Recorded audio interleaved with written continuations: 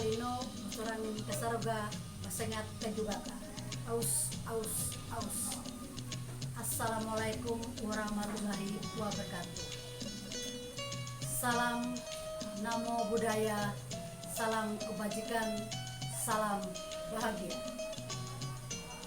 Perkenalkan, saya Edarari, Kepala Sekolah SMP Negeri 5 Murung. Pada kesempatan ini, izinkan saya berbagi praktik baik yang sudah saya lakukan selama 1 tahun yang bertujuan untuk mewujudkan visi pendidikan nasional. SMP Negeri 5 Murung merupakan sekolah yang mengimplementasikan kurikulum Merdeka mulai tahun 2022, merupakan salah satu sekolah yang terpilih sebagai program sekolah penggerak angkatan kedua.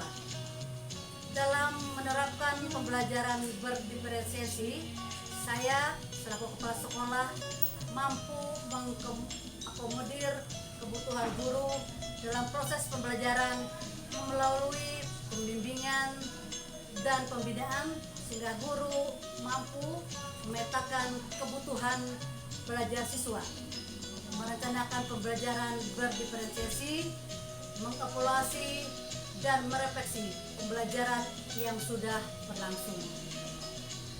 Selaku kepala sekolah, saya berkomitmen untuk dapat melaksanakan implementasi kurikulum Merdeka dan dapat memimpin sekolah berdasarkan visi dan misi sekolah.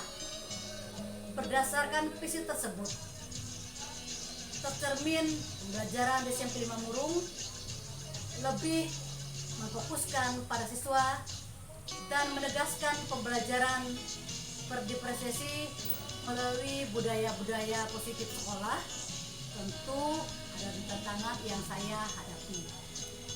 Adanya tantangan tersebut yaitu bagaimana mengkondisikan budaya-budaya positif sekolah yang termuat dalam program sekolah yang saya kembangkan menjadi kekuatan dan dapat melaksanakan secara kontinu dan berkesinambungan.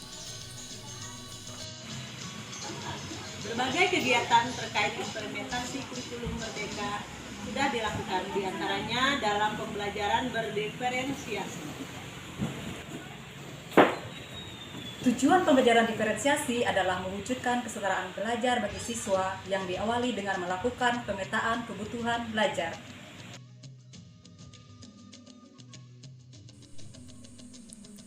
Pada kurikulum Merdeka, selama proses pembelajaran, guru dapat melakukan penilaian dengan 3 cara, yaitu asesmen diagnostik, asesmen formatif, dan asesmen sumatif.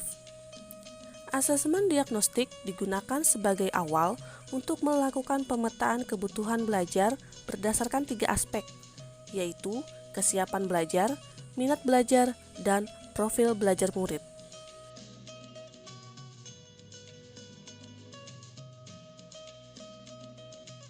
Berdasarkan hasil pemetaan, kita dapat merancang pembelajaran menggunakan berbagai pilihan baik dari strategi, materi, maupun cara belajar, sehingga menciptakan pembelajaran yang menyenangkan bagi murid.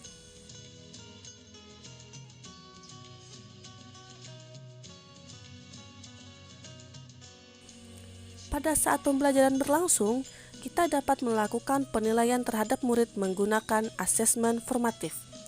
Penilaian ini bisa dilakukan dengan diskusi kelompok ataupun tanya jawab.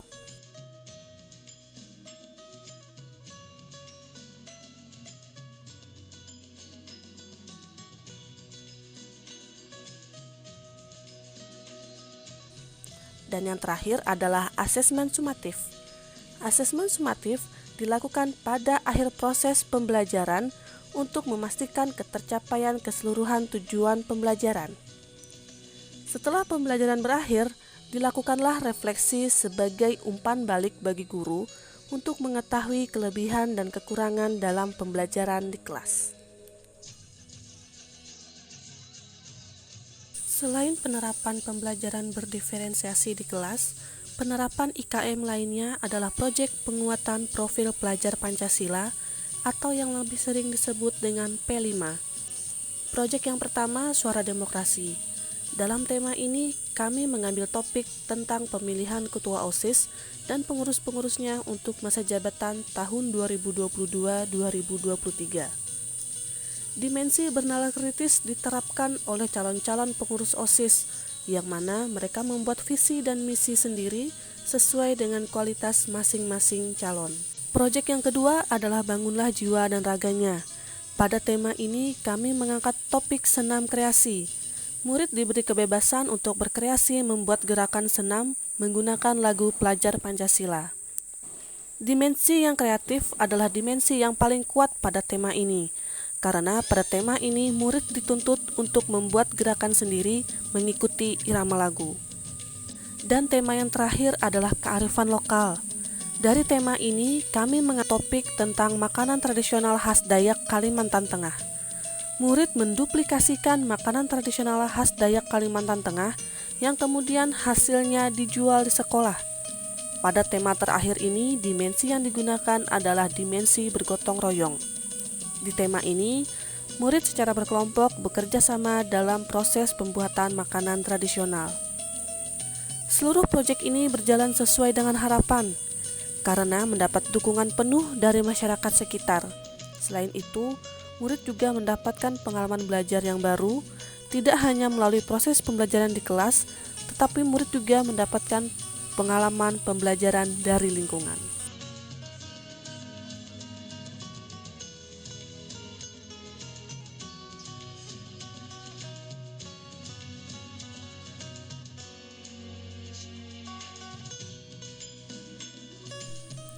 Selain mengimplementasikan kurikulum Merdeka kepada murid, kami sebagai tim komite pembelajaran juga mengimplementasikannya kepada rekan sejawat, agar pemahaman tentang kurikulum Merdeka dapat dipahami juga oleh rekan-rekan sejawat yang nantinya akan mereka terapkan saat proses pembelajaran di kelas.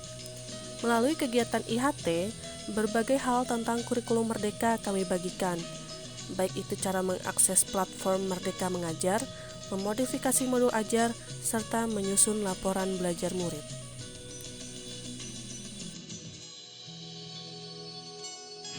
Mari bersama-sama sukseskan program Sekolah Penggerak dengan mengimplementasikan kurikulum Merdeka. Salam dan bahagia.